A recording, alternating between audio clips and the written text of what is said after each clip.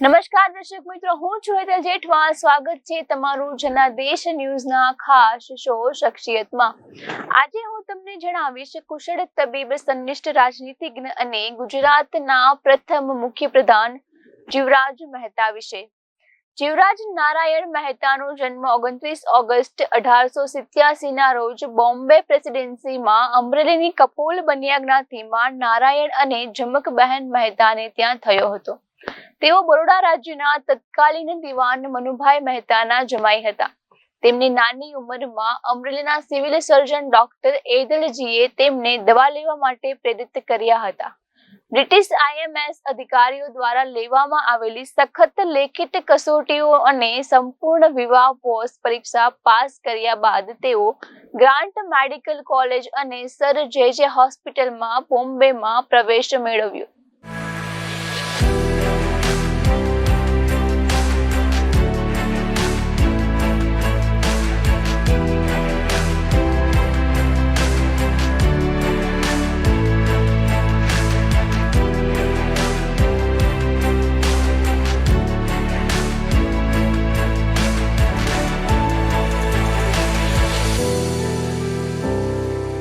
જીવરાજ મહેતા કુશળ તબીબ, સંનિષ્ઠ રાજનીતિજ્ઞ અને ગુજરાતના પ્રથમ મુખ્યપ્રધાન હતા. પિતા નારાયણ મહેતા, માતા જમકબહેન મહેતા તેમજ અંધ પિતામહી પણ આર્થિક ઉપાર્જનની પ્રવૃત્તિઓમાં જોડાવવું પડે તેવી ગરીબ પરિસ્થિતિમાં તેમનો જન્મ થયો હતો. કિશોરાવસ્થા દરમિયાન અમરેલીના સિવિલ સર્જન ડોક્ટર એદલજી, દાદા ચાંદજી જેવા પારસી તબીબની નિસ્વાર્થ સેવાથી તેઓ ભારે પ્રભાવિત થયા હતા અને મનોમન તબીબી વ્યવસાય કરવાનો નિર્ધાર કરેલો. ફી માફી, શિષ્યવૃત્તિ મેળવવી અને વ્યક્તિગત રાહે ભણવાની કામગીરી કરી. પ્રાથમિક અને માધ્યમિક શિક્ષણ પૂરું કર્યું. 1903માં મેટ્રિકની પરીક્ષા પાસ કરી. તબીબ બનવાનું સ્વપ્ન પરિપૂર્ણ કરવા તેમણે મુંબઈની ગ્રાન્ટ મેડિકલ કોલેજમાં પ્રવેશ મેળવ્યો. ગુણવત્તા શિક્ષણ અને જ્ઞાતિના છાત્રાલયમાં રહી લાયન્સિએટ ઇન મેડિસિન એન્ડ સર્જરીની પરીક્ષા વિશેષ યોગ્યતા સાથે ઉત્તીર્ણ કરી. આ પરીક્ષામાં અસાધારણ બુદ્ધિ પ્રતિભા દાખવતા તેઓ વિશેષ માનના અધિકારી બન્યા. આ કોલેજના 100 વર્ષના ઇતિહાસમાં તેઓ એકમાત્ર એવા વ્યક્તિ હતા જેમણે કુલ ઇનામોમાંથી 94% ઇનામો મેળવ્યા હતા. મહેતાનું તબીબી શિક્ષણ શેઠ VM કપોલ બોર્ડિંગ ટ્રસ્ટ દ્વારા પ્રાયોજિત હતું. તેણે મેડિસિન અને સર્જરીમાં પ્રથમ લાયન્સિએટ પરીક્ષામાં વર્ગમાં ટોચનું સ્થાન મેળવ્યું હતું. તેમના અંતિમ વર્ષોમાં તેમણે તેની બેચ માટે 8માંથી 7 ઇનામો અને 8મું ઇનામ તેમના હોસ્ટેલના રૂમમેટ કાશી દીક્ષિત સાથે શેર કર્યું હતું. લંડનમાં અનુસ્નાતક અભ્યાસ માટે તેમણે વિદ્યાર્થી લોન માટે ટાટા એજ્યુકેશન ફાઉન્ડેશનને અરજી કરી અને પ્રતિષ્ઠિત ફેલોશિપ માટે અરજી કરનાર કેટલાક તેજસ્વી વિદ્યાર્થીઓમાંથી તેમની પસંદગી માત્ર 2 વિદ્યાર્થીઓમાં એક તરીકે થઈ હતી. જીવરાજ મહેતા 1909 થી 1915 સુધી લંડનમાં રહ્યા. તેઓ લંડનમાં ઇન્ડિયન સ્ટુડન્ટ એસોસિએશનના પ્રમુખ હતા, જ્યાં તેમણે મેડિસિનનો અભ્યાસ પૂર્ણ કર્યો અને ત્યાં FRCS કર્યું. તેમણે 1914માં તેમની MDની પરીક્ષાઓમાં યુનિવર્સિટી ગોલ્ડ મેડલ જીત્યો. બાદમાં તેઓ લંડનની રોયલ કોલેજ ઓફ ફિઝિશિયનના સભ્ય બન્યા. 1909માં જમશેદજી ટાટા ફંડમાંથી આર્થિક મદદ તેમજ મુંબઈ યુનિવર્સિટીની ટ્રાવેલિંગ સ્કોલરશિપ મેળવી વધુ અભ્યાસ માટે તેઓ ઇંગ્લેન્ડ ગયા. ત્યાં 1914માં MD થયા. આ પરીક્ષામાં સર્વોચ્ચ સ્થાન મેળવવા બદલ લંડન યુનિવર્સિટીનો સુવર્ણ ચંદ્રક તેમને એનાયત થયો. 1915માં કોલેજ ઓફ ફિઝિશિયનમાંથી ઉચ્ચ કક્ષાના તબીબ બનીને તેઓ ભારત પાછા ફર્યા. ઇંગ્લેન્ડના 7 વર્ષના વસવાટ દરમિયાન તબીબી અભ્યાસ સાથે સાથે ત્યાં વસતા ભારતીયોની પ્રવૃત્તિઓમાં પણ તેઓ ઊંડો રસ લેતા હતા. માત્ર એટલું જ નહીં પણ સરોજિની નાયડુ, અહેમદ અલી જીણા વગેરેની સહાયથી લંડન ઇન્ડિયન એસોસિએશનની સ્થાપના પણ કરી, જે સંસ્થા ભારતીયોના માટે આશીર્વાદ રૂપ નીવડેલી હતી. 1914માં ગાંધીજી તબીબી તપાસાર્થે લંડન ગયા હતા. ત્યારે વિદ્યાર્થી સ્વરૂપે તેઓ ગાંધીજીને મળ્યા હતા. ગાંધીજી સાથેનો આ પ્રાથમિક પરિચય ઘણો વિકસ્યો અને તેઓ ગાંધીજીના અંગત તબીબ તરીકે વારંવાર સેવાઓ આપતા. તેમણે ભારત પાછા ફરી તબીબી વ્યવસાય આરંભ્યો.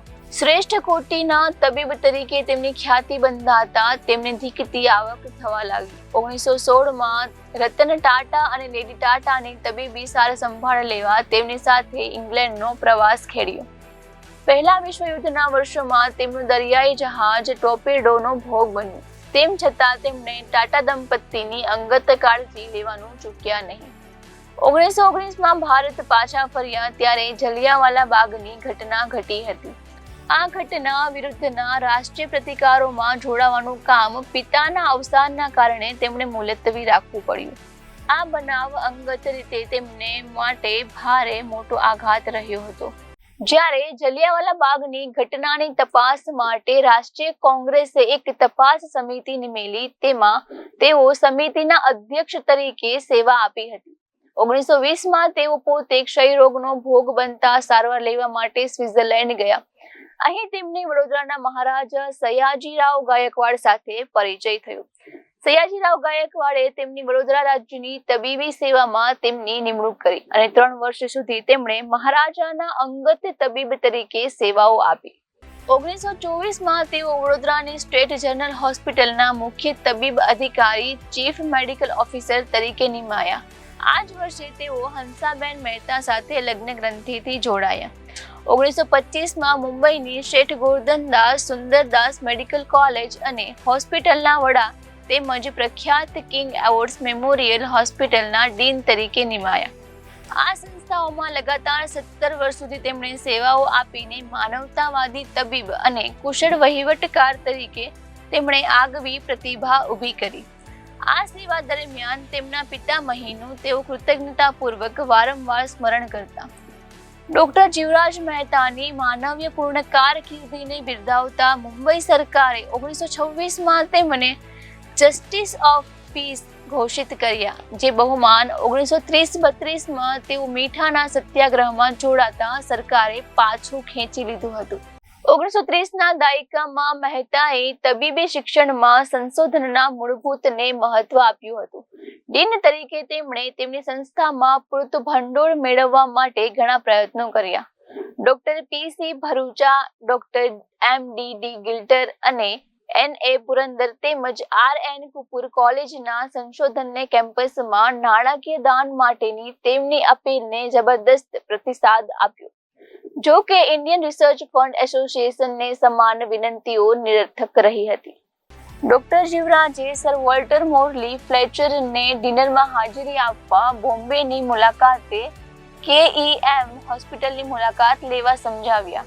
તેમણે તેમને પ્રશંસનીય સંશોધન ચાલી રહ્યું છે તે બતાવ્યું અને સર વોલ્ટરને આવા સંશોધન કાર્યક્રમ માટે સરકારના સમર્થનની તીવ્ર જરૂરિયાત વિશે પણ પ્રભાવિત કર્યું. પરિણામ એ આવ્યું કે ઇન્ડિયન રિસર્ચ ફંડ એસોસિએશન દ્વારા સમાન પ્રોજેક્ટ માટે થોડા અઠવાડિયામાં સરકાર દ્વારા ભંડોળની મંજૂરી આપવામાં આવી. મહેતાએ નીલરતન સરકાર અને ડોક્ટર બી.સી. રોય જેવા અન્ય તબીબી હસ્તીઓ સાથે દિલ્હી મહાનગરના કેસને મજબૂત રીતે આગળ ધપાવ્યો.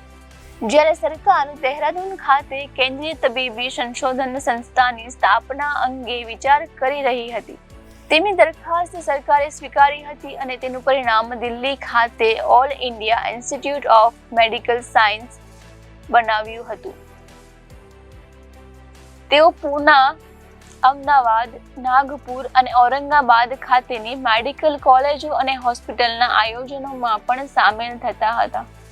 ટોપીવાલા Nair municipal hospital, Lokmanya Tilak municipal hospital અને મુંબઈમાં ડોક્ટર બાલાભાઈ નાણાવટી હોસ્પિટલની સ્થાપનામાં તેમણે મુખ્ય ભૂમિકા ભજવી હતી.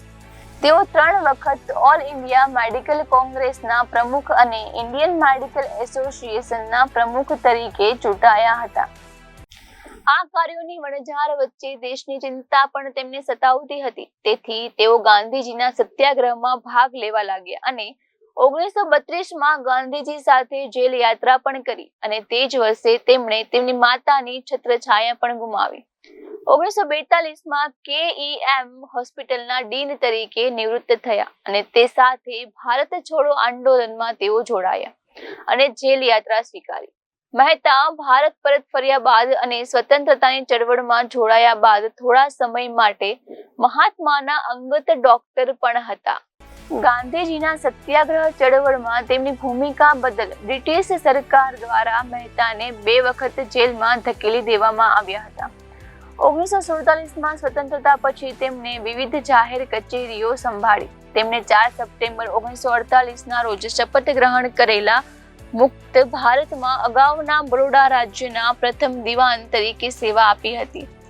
આરોગ્ય સેવાઓના મહાનિર્દેશક અને કેન્દ્ર સરકારમાં આરોગ્ય મંત્રાલયના સચિવ વિભાજન સમયગાળો તત્કાલિક બોમ્બે રાજ્ય માટે જાહેર બાંધકામ, નાણાં, ઉદ્યોગ અને પ્રતિબદ્ધ મંત્રી હતા. 1944માં તેઓ કામણી ગૃહ ઉદ્યોગના નિયામક તરીકે નિમાયા. આ દરમિયાન 1930, 1943 અને 1945માં ઇન્ડિયન મેડિકલ કોન્ફરન્સનું પ્રમુખ સ્થાન શોભાવેલું. 1946 થી 1948ના વર્ષો દરમિયાન મુંબઈ રાજ્યની ધારાસભાના સભ્ય રહ્યા. 1947માં સ્વતંત્ર ભારતના પ્રથમ પ્રધાનમંડળમાં તેમણે આરોગ્ય વિભાગમાં નિયામક તરીકે સેવાઓ આપી. 1948માં વડોદરા રાજ્યના ભારત સરકાર સાથેના જોડાણ અંગેની કામગીરી કરવા સરદાર વલ્લભભાઈ પટેલે તેમને દિવાન તરીકે નિમ્યા હતા. 1949માં મુંબઈ રાજ્યના જાહેર બાંધકામ વિભાગના અને 1952માં નાણાં વિભાગના મંત્રી રહ્યા હતા. મહેતાએ એપ્રિલ 1960 થી સપ્ટેમ્બર 1963 સુધી નવા રચાયેલા ગુજરાત રાજ્યના પ્રથમ મુખ્યમંત્રી હતા. બાદમાં તેમણે 1963 અને 1966 સુધી યુનાઇટેડ કિંગડમમાં ભારતીય હાઈ કમિશનર તરીકે પણ સેવાઓ આપી હતી. 1960માં દ્વિભાષી મુંબઈ રાજ્યના વિભાજન સમયે તેઓ સહજ રીતે વિવિધ વર્તુળોમાંથી પસંદગી પામ્યા અને નવા સર્જાતા ગુજરાત રાજ્યના મુખ્યપ્રધાન તરીકે પસંદગી પામ્યા. આ નવા રાજ્યને આર્થિક રીતે સમૃદ્ધ બનાવવા અને વિકાસના પંથે લઈ જવા માટે તેમણે કેટલુંક પાયાનું કાર્ય કુશળતાપૂર્વક કર્યું હતું. તેમણે અત્યંત પરિશ્રમપૂર્વક અને ચીવટ સાથે નવા રાજ્યના આર્થિક નુકસાનની વિગતવાર નોંધો તૈયાર કરી હતી. તેમને થતી ખોટ નિવારવા તબક્કાવાર પદ્ધતિએ ₹40 કરોડની સહાય કેન્દ્ર સરકાર પાસેથી મેળવી હતી. ગુજરાતના ભાવિ નકશાને લક્ષ્યમાં લઈને ડાંગ જિલ્લો ગુજરાતમાં આવરી લેવા તથા ઉકાઈ બંધ માટે વિશાળ પટ મેળવવા તેમણે કુશળ રાજનીતિ તરીકે દૂરદર્શી જોવા મળે છે. ગુજરાત માટે જમીન ટોચ મર્યાદા ધારો અને પંચાયતી રાજ્ય ધારો ઘડાવીને મજબૂત ગુજરાતનું ચણતર કર્યું. ગુજરાત પ્રદેશ કોંગ્રેસના આંતરિક મતભેદોના કારણે 1963માં તેમણે મુખ્યપ્રધાનના હોદ્દા પરથી રાજીનામું આપ્યું હતું. તે જ વર્ષે વડાપ્રધાન જવાહરલાલ નહેરુએ તેમને લંડન ખાતેના ભારતીય હાઈ કમિશનર નિમ્યા હતા. 1966માં આ હોદ્દા પરથી નિવૃત્ત થઈને તેમણે મહારાજા સયાજીરાવ યુનિવર્સિટીને સેવાઓ આપી હતી. 1971માં સામાન્ય ચૂંટણીમાં અમરેલી મત વિસ્તારના સાંસદ તરીકે ચૂંટાયા હતા. ઉત્તરાવસ્થામાં વતન અમરેલીની અનેક સંસ્થાઓને તેમણે માનવહાર સેવાઓ આપીને સમૃદ્ધ બનાવી હતી. આજના એપિસોડમાં બસ આટલું જ. ઉમ્મીદ છે આ એપિસોડ તમને ખૂબ જ ગમ્યો હશે. આવતીકાલે ફરી મળીશું શખ્સિયતની એક નવી કહાની સાથે. દેશ અને દુનિયાની ખબરો માટે આપ જોતા રહો જનાદેશ ન્યૂઝ. નમસ્કાર.